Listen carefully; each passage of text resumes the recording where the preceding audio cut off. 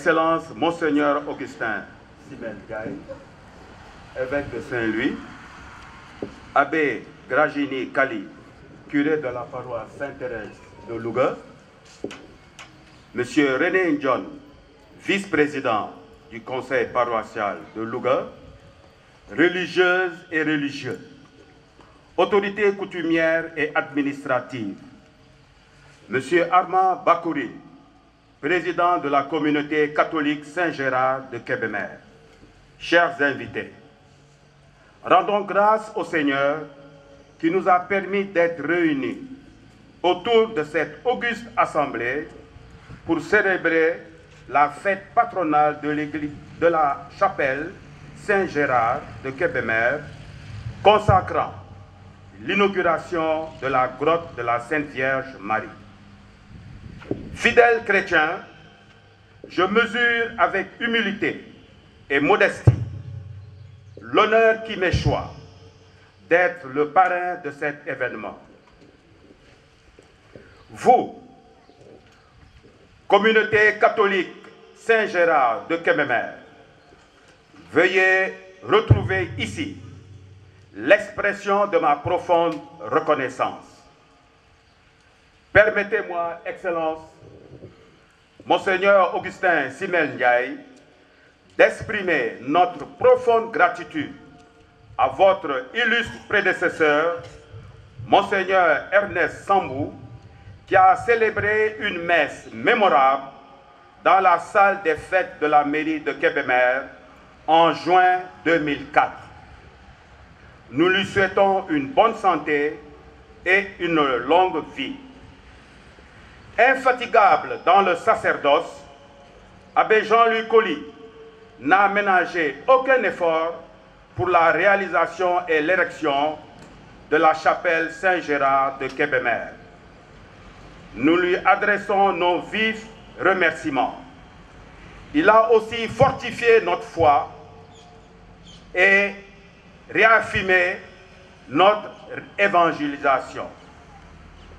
Aussi, voudrais-je m'incliner pieusement devant la mémoire de mes anciens présidents.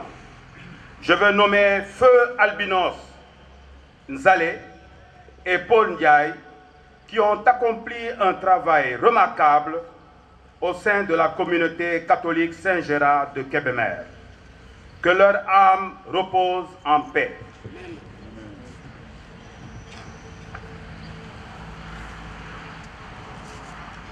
Je serai bref et précis, avec votre permission, Monseigneur.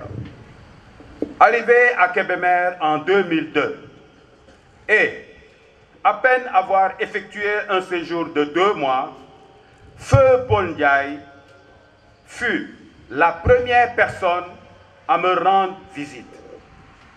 En bon sérère, il m'a offert une bouteille de vin de palme que j'ai appréciée et dont j'en ai fait un bon usage.